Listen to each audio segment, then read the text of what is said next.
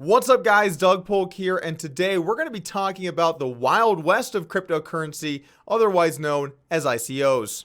I want to start this video off by talking a bit about the numbers and what ICOs are, and then we're going to move a little bit over into talking about some of the people that are promoting them. I'm just out to make money and not help people, and this is all just a facade, right? If you're not familiar with what an ICO is, it stands for Initial Coin Offering. Basically, this is an event where a company takes in money before they release their tokens to the public. And then once they do have the tokens, they distribute them to the people that purchased to be part of the ICO, their tokens relative to how much they bought. So basically, it's a way that people can buy into tokens before they're publicly available. Now, the reason this is attractive to people is that the rate that they're traded at publicly might be a lot higher than the rate they were able to buy in beforehand. While your upside might be big, there are some drawbacks to ICOs. First off, it's obviously way riskier. It's not anything proven at all. The coin doesn't even exist yet. So you're hoping they're going to come through and be able to actually launch their project correctly. And there are also a ton of people trying to use this as a way to scam people out of money. So you're definitely taking on some risks when you're trying to get involved in ICOs. But if you pick good ones that are actually trying to do useful things, it's very unlikely that you could get scammed. And it's also quite likely you're going to end up making money. The question is, how do you figure out which ones are which? And that's where things start to get into a little bit of a gray area. Let's start off by looking at some of the success stories so we can understand why people get involved in these to begin with. This is a site that I found that shows the change in a coin's value from its ICO to where it is today. And you can see how big some of these guys have gone off. NXT with over 1,000,000% increase in value, IOTA with over 400,000% increase in value, Neo and Ethereum with huge gains as well. I mean, some of these things have made people extremely rich, and that aspect of trying to get involved in upcoming projects is very attractive to new investors. But let's also be realistic. These are the top ICOs out of hundreds or thousands of ICOs that have gone down, and there are more and more coming out every day. The majority of these things are completely worthless, total and utter garbage that they're trying to get you to invest in.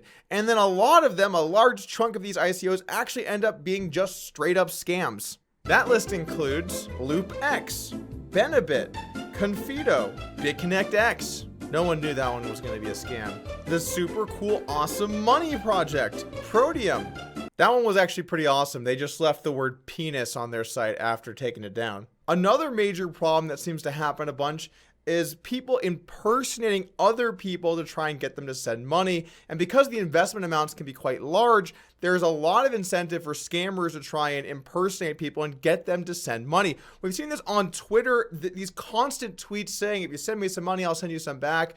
And then this is also happening through emails. Basically, these guys are out everywhere trying to scam people for any dollar they can possibly get. I have personally seen people trying to use my name and picture and similar handle on Twitter to try and scam people, or use a similar email to my email to try and scam people. Make sure that you're talking to the person that you actually think you are. And also, when it comes to any notable figures, always double check that you're actually following the right account.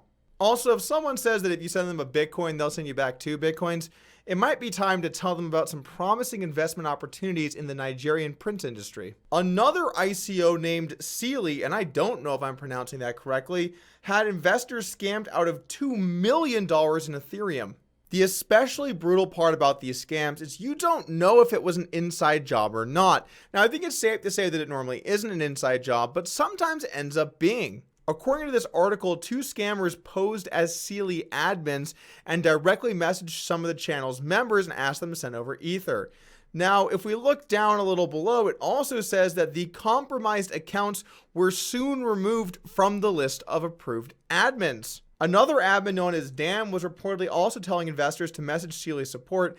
Given that only an admin can make someone else an admin, some investors are claiming the ordeal was an inside job. Sealy, on the other hand, insists impersonators are responsible for what happened as they weren't part of Sealy's team. So now you have even more drama on top of this. Was it an inside job? Was it someone from outside? To me personally, if they were on the list of approved admins, which has to be done by another admin, looking pretty suspicious there on if this was an inside job or not, and I certainly wouldn't be investing in anything where something like this went down.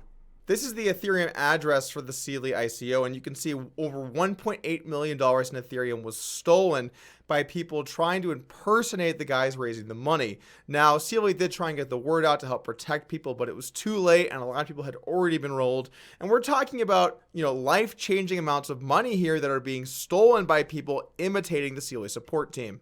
Despite these drawbacks, money seems to continuously pile into these ICOs because the upside is simply too attractive. You could even look at it like, sure, some of these are going to fail completely, and frankly, some of them will, but as long as you're picking good ones overall, in the long run, you're going to have a few that actually do succeed, and that's where all of the profit's going to come from.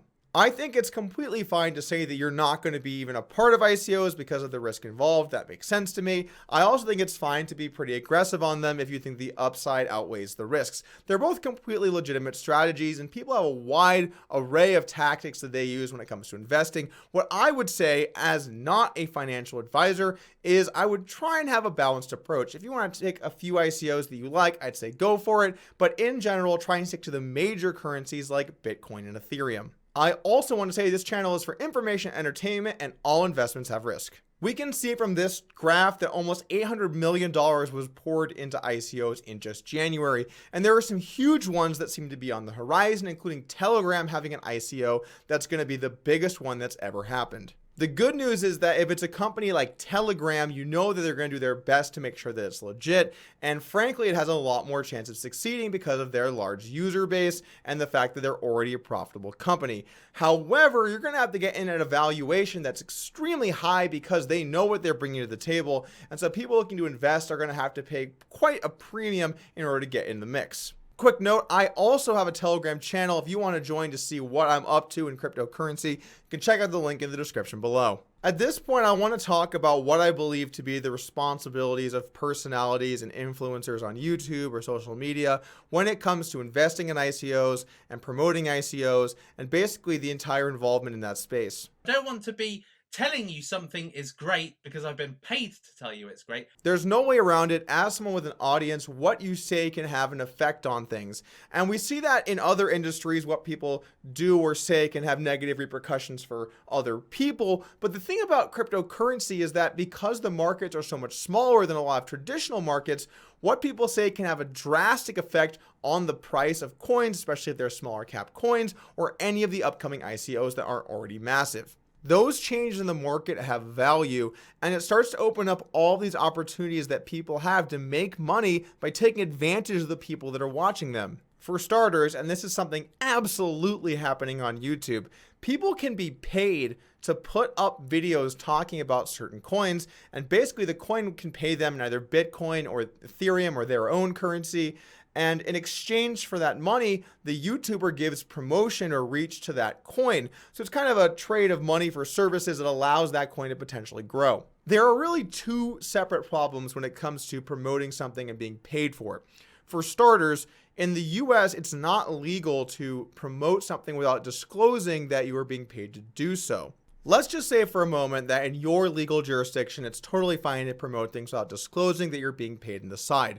Well, I still think that it's highly immoral to do something like that because you're basically getting paid by a company to put your audience's money in the line of fire. Now, if you are someone investing, you should already know that everything has risk.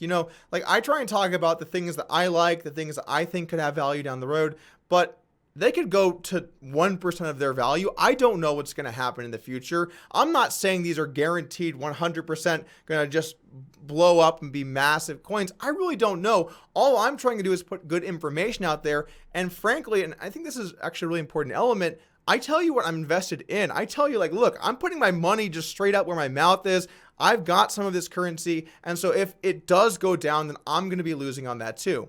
Now, if you are going to be paid money to promote a currency without you owning it, you have to disclose that either by law in the US or just as a good moral upstanding person. You should tell your audience, hey, I'm being paid to talk about this coin, so let's talk about it. And that's not something that I'm going to do here on this channel, but I do think that it's okay for people to do that. If someone wants to be straightforward and say, look, I'm getting paid to talk about it, so we're going to talk about it, you can't really fault them. They're not lying. Sure, maybe it's not the best content and they probably shouldn't be talking about it to begin with, but as long as they're being straightforward with their audience, I don't really see an issue with that. Which is why I'd like to thank today's sponsor, Tron, because why fucking not? Make sure to check out some Tron today, because you know I won't be. Anyway, I know this stuff is happening because I see what happens to my inbox. It gets absolutely flooded with offers, and I imagine it's happening to other YouTubers too. Look at what happened with Data Dash. He actually came forward and said that he had been paid by Substratum to make videos on Substratum, and that he didn't feel good about it and wanted to kind of come clean. And that's great. It's good for people to actually do the right thing and come clean about what they did. It doesn't make it okay, and obviously people shouldn't be promoting things without disclosing it, but it's a step in the right direction. If Data Dash, the actually biggest guy on YouTube when it comes to cryptocurrency, is doing this, I can only imagine how many other people are doing it too. I want to talk about someone that seems to be pretty aggressively taking advantage of these things, Suppoman. Welcome to another episode of Savage Cash. Here with me, Suppoman, your superhero cryptocurrency Suppoman expert. is a digital marketer who had a YouTube channel that focused on Minecraft, and really even more specifically picking on a 17-year-old girl who plays Minecraft. I'm going to be counting down the top 7 reasons why people hate Little Kelly. So a lot of you think I love her, or fancy her, or stalk her, or have some weird kind of obsession. Let's do another Little Kelly video. Picking on 17-year-olds on the internet? Where will some people get off? What if I told you someone that didn't know that was offering a $500 informational course on crypto? That's right, guys. Sign up for your Bitcoin Mastery, the ultimate program to a 6-figure cryptocurrency income today. I'm not really exactly too sure what a public key is. What am I going to do? A core part of Suppoman's digital marketing strategy is to sell courses on a site called Udemy, where he talks about either cryptocurrency or social media marketing. Let's take a closer look on some of the courses that he's been teaching. Here we go. This course was $145, now only $12. The Complete Twitter course 2017. Get 200K plus fans in 6 months. I could see a course like this having a lot of value for someone that's struggling to get that type of growth. Someone like, I don't know, Michael Suppo, who has 81,000 followers. But, to be fair, he did only start his account in January 2014. That actually reminds me of a famous saying, those who can't do, move into cryptocurrency. Unfortunately, having such a large following. Is Twitter not really your speed? How about this course on ethical hacking for mobile phones, Facebook, and social media? What will I learn? Hacking users' browsers remotely for keylogging, machine compromise, and other attacks. Hacking victims' phone and backdooring Android apps for fun and profit. Stealing social networking sites, Facebook and Twitter user passwords via automated phishing attack. Finally, a phishing attack. That will really get people good. You know what they say? Give a man a fish and he eats for a day. But teach a man to fish and sell it on Udemy. Gotta give some credit to Suppoman here though. He knew his way with words. He must have sat there and thought, how can I teach people to hack other people, but somehow portray it in a positive light?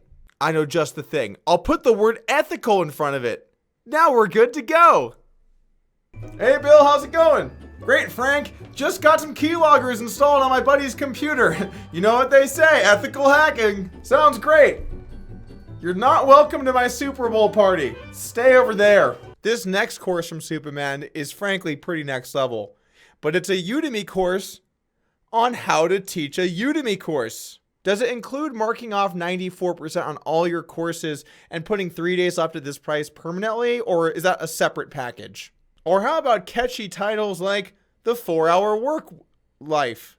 Damn, this guy's creative. But as you can see from his courses lately, as well as the development of his new YouTube channel, Suppoman has moved on to cryptocurrency. If you follow me on Twitter, you might have already seen this, but a few months ago, while Suppoman was live streaming, a couple of awkward messages actually showed up in the corner of his stream. USI Tech looks quite interesting, actually.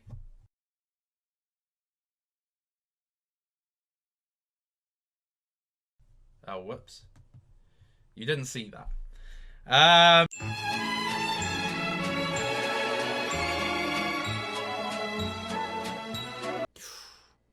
Ooh.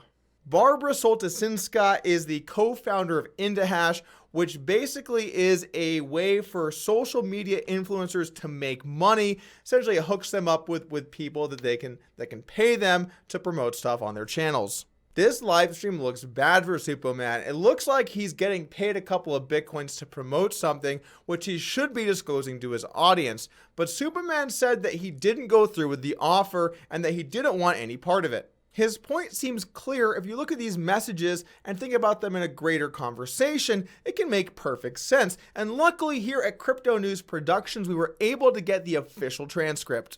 Hello, Suppoman. We were interested in paying you 2 Bitcoin for promotion on your YouTube channel. Does that work for you? Absolutely not. I would never be paid to promote to my audience without disclosing, and I am uninterested in your offer. Smiley face. By the way, I talked to my business partners and would like to confirm our commitment to 2 Bitcoin. It just has a nice conversational flow to it, you know? So maybe there's a chance that Suppoman is promoting things on his channel without disclosing it to his audience. Sure. But Suppoman is helping people make a lot of money with courses like Cryptocurrency Trading Course 2018, Make Profits Daily. You'll have the tools to make a full-time or part-time living with cryptocurrency trading. You'll be able to maximize profits and minimize losses. You'll know when to buy and when to sell cryptocurrency for a profit. That's very different than be able to maximize profits. And minimize loss over here is definitely different than minimize. This is a well-rounded course. You'll be able to read charts and indicators and use them for trading. You'll know the best circumstances to trade for profits in the market. But how good is Suppoman's trading knowledge? Well, this advertisement really showed it to me. So this person here is looking to buy 3 million Doge. Okay, so you can see there's some big hitters here on Poloniex. Okay, the price is 159, so again, it's still not gone. Then you've got market depth, not really sure what that is. That's right, guys. Sign up for your Bitcoin Mastery, the ultimate program to a 6-figure cryptocurrency income today. Then you've got market depth, not really sure what that is. Thankfully, that's not a concept that's very relevant when it comes to trading. Suppoman has been selling these courses and making videos for some time now, but he's been coming under fire lately by the subreddit r/cryptocurrency, where he's currently the top thread for Suppoman to be added to scammer lists with McAfee, BitConnect, and Crypto Nick. That list doesn't seem very fair to me. I mean, Trevon James should at least get an honorable mention. Can't win anything these days. Seriously though, this title is a little bit too aggressive. I don't know if I'd call McAfee just a straight scammer as much as a shiller, but you know, I guess it's subject to your own interpretation. Let's go ahead and see what's in the thread. Suppoman has been hyping a secret ICO for weeks now and has been trying to build as much demand as possible for getting knowledge to this ICO. Knowledge. He then promises viewers that if they buy one of his courses and then join his Facebook mastermind group, they'll be able to get the secret ICO first. This would mean they pay $10 just to get a password to get into the group. So a bunch of people bought his old courses to get the password to get into the group, but then just as they think he's about to release it, he releases another course making people pay a further $10. I see no evidence here that he perpetually tries to get $10 from people. None. Telling people that they're going to get your pick if they pay $10 and then making them pay another $10 doesn't super surprise me here, but it's obviously not a very nice thing to do to your customers. And if you say, if you buy X, I'll do Y, you should come through on your part of the bargain. That's kind of how a deal works. Anyway, finally, after you've paid your $20 now to get in and see what the pick is, here we go. It's Sealy. Sealy. An ICO with a great history of doing good things and a future that no one doubts. So Sealy had people that pretended to be admins and stole $1.8 million, but somehow were admins in the group.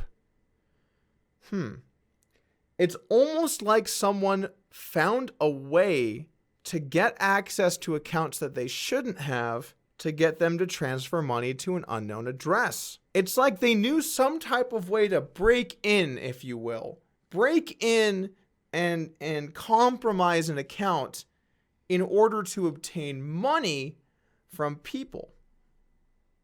Sounds pretty unethical.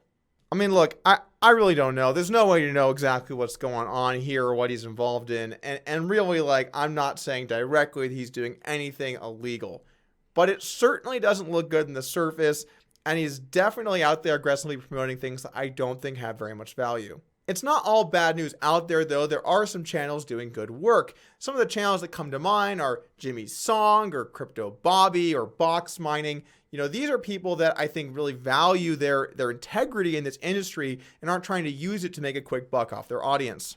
I also want to say fairly directly that I've been investing in ICOs for 3 or 4 months now, and I plan on continuing to do that in the future. I've actually been meeting with a lot of different projects to try and find ones that I thought had a lot of good value, and while most have not been good opportunities at all, I do think there are some promising ones on the horizon. However, anything I talk about here on the channel, I'll always say whether I'm financially invested in it or not, and I think it might be cool to talk about some projects that I chose not to invest in that might still be good opportunities, as well as the ones I do. I'd also tell you guys to be wary of people who only bring up positive things about a currency and never any of the drawbacks. No one's perfect, no currency is perfect, and so keep in mind if someone is not really willing to have a fair assessment or discussion about some technology, then it's more likely they're just trying to promote it to increase the price. My last piece of advice would be that even though I hope that you guys do trust me, I would always maintain a healthy skepticism for what people are trying to sell you. At the end of the day, it's your money that's going to be on the line, so stay objective and be careful what people are trying to tell you. That's going to be it from me, guys. Thanks again for joining us for today's video. Hit that subscribe button and join the team, and I'll see you again soon. Oh, and also, I'm going to have another podcast next week with Jason Les at 3 p.m. Pacific time, so stop on by. It's going to be over on the new podcast channel. I'll see you there.